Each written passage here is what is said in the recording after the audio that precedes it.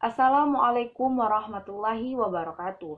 Perkenalkan, nama saya Dia Sipa Salsabila, mahasiswa Universitas Negeri Padang dengan NIM 2108627, mahasiswa Fakultas Ilmu Keolahragaan, Program Studi Pendidikan Jasmani Kesehatan dan Rekreasi. Pada hari ini, saya akan mencoba menjelaskan tentang materi filsafat, yaitu sejarah perkembangan filsafat dengan dosen mengampu, yaitu Dr. Andes Zarwan MKes.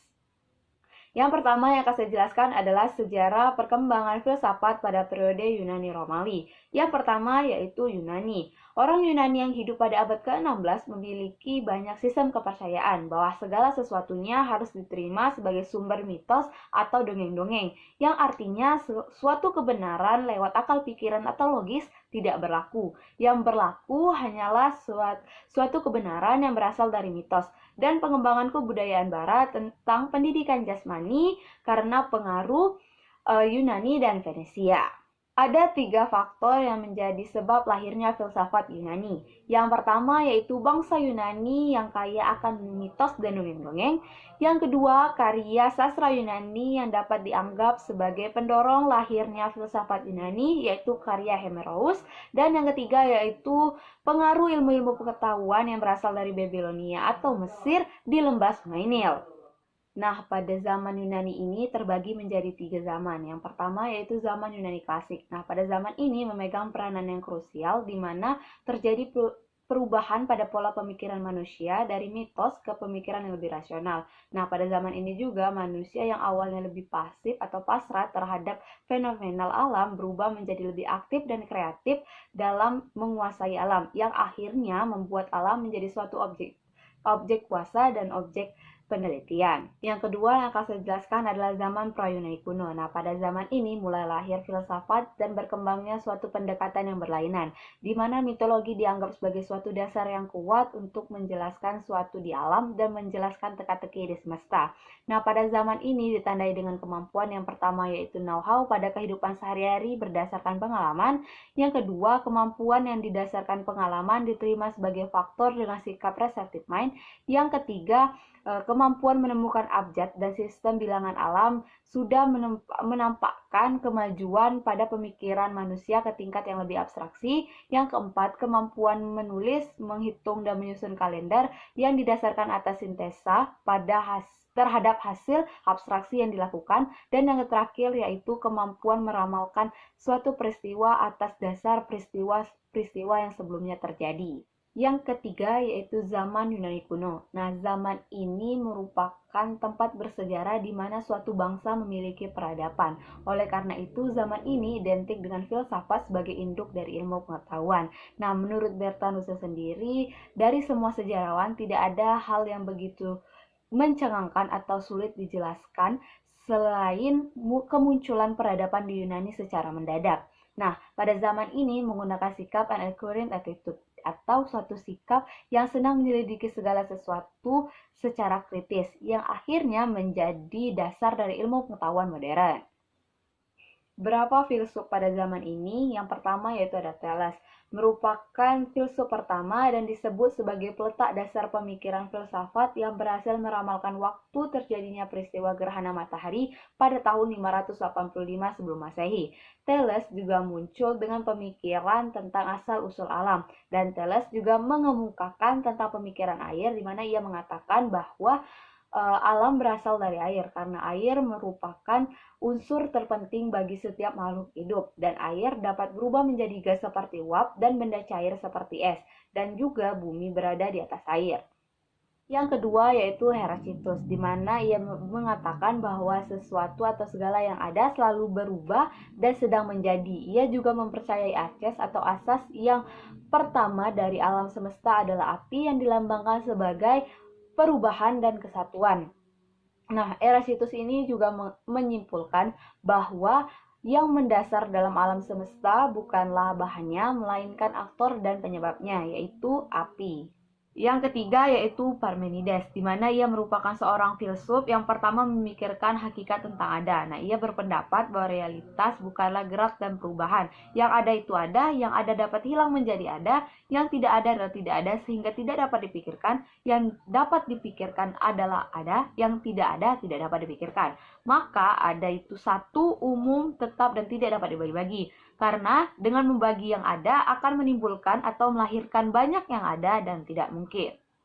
Nah, zaman keemasan atau puncak dari filsafat Yunani kuno atau klasik ini dicapai pada masa Sokrates yang muncul dengan pemikiran filsafatnya untuk menyelidiki manusia secara keseluruhan. Plato yang berpendapat bahwa manusia berada dalam dua dunia, yaitu dunia pengalaman yang tidak tetap dan dunia ide yang bersifat tetap. Dan Aristoteles, yang mana bagi Aristoteles ide bukanlah terletak pada dunia abadi sebagaimana yang dikemukakan oleh Plato, tetapi terletak pada kenyataan dan benda-benda itu sendiri. Nah, yang kedua yaitu Romawi. Orang Romawi mulai mempelajari filsafat sekitar abad 200 sebelum Masehi ketika Romawi menaklukkan Yunani. Bangsa Romawi menyadari bahwa filsuf Yunani seperti Sokrates, Plato, dan Aristoteles telah banyak berkontribusi untuk filsafat. Karena itu, beberapa orang Romawi mulai tertarik. Dan pada abad 50 sebelum Masehi, bangsa Romawi mulai membuat filsafat sendiri walaupun sebagian besar merupakan terjemahan dari bahasa Yunani dan bahasa Latin, yang pada saat itu perempuan tidak diperbolehkan untuk mempelajari filsafat. Nah, pada akhir-akhir masa kekaisaran, banyak pria dan wanita yang berpikir tentang sudut pandang Nasrani. Nah, ketika kekaisaran runtuh, orang-orang mulai berpikir tentang hal tersebut dan ada beberapa perempuan juga. Nah, kebudayaan Romawi merupakan salah satu pembentuk peradaban modern sekarang ini yang meliputi hal-hal kebudayaan dalam berbagai hal. Yang kedua yaitu masa abad pertengahan. Nah, sejarah abad pertengahan dimulai kira-kira sekitar abad ke-5 sampai dengan awal abad ke-17. Nah, masa ini dimulai atau ditandai dengan lahirnya filsafat barat yang dipengaruhi oleh kepercayaan Kristen. Nah, zaman pertengahan merupakan zaman keemasan bagi Kristen. Nah, disinilah timbul masalah bahwa yang mana Kristen mengatakan atau mengajarkan bahwa Tuhanlah merupakan kebenaran yang sejati. Sedangkan ini bertolak belakang dengan pendapat Yunani kuno yang mengatakan bahwa kebenaran dapat dicapai oleh kemampuan akal. Mengenai sikap pemikiran Yunani ada dua. Yang pertama, golongan yang menolak sama sekali pemikiran Yunani, dan yang kedua, golongan yang menerima filsafat Yunani yang mengatakan bahwa manusia itu ciptaan Tuhan, maka kebijakan manusia berarti pula kebijakan yang datang dari Tuhan. Nah, masa abad pertengahan dibagi menjadi dua, yaitu pertama zaman patrisik, di mana berasal dari kata patres. Dia merupakan kata jamak dari pater yang berarti bapak-bapak atau bujangga gereja dan tokoh-tokoh gereja yang sangat berperan sebagai peletak dasar intelektual. Nah, zaman ini dibagi menjadi dua. Yang pertama yaitu zaman patrisik Yunani atau patrisik Timur dan zaman patrisik Latin atau patrisik Barat.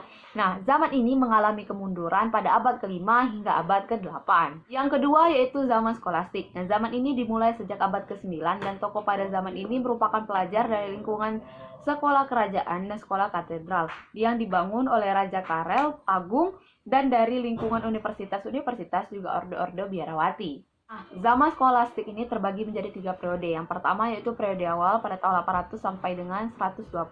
Ditandai dengan pembentukan metode yang lahir akibat hubungan yang rapat antara agama dan filsafat.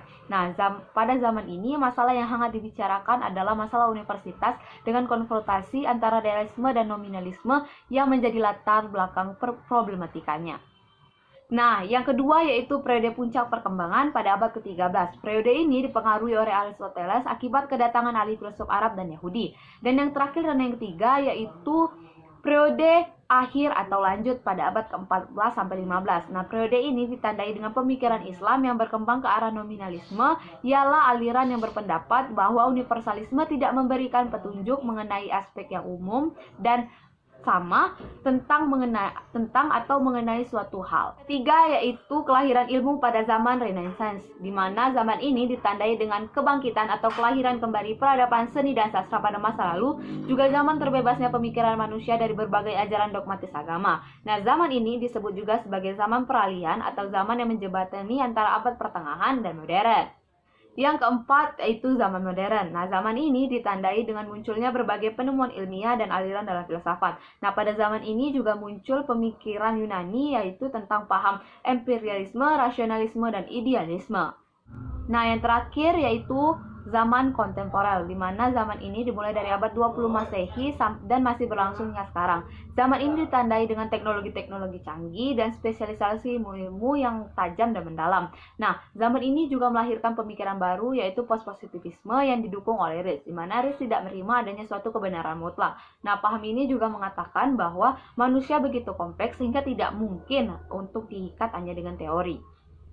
Hanya itulah yang dapat saya sampaikan. Apabila ada kesalahan, saya mohon maaf. Kepada Allah saya mohon ampun. Wabillahi taufiq wal hidayah. Wassalamualaikum warahmatullahi wabarakatuh.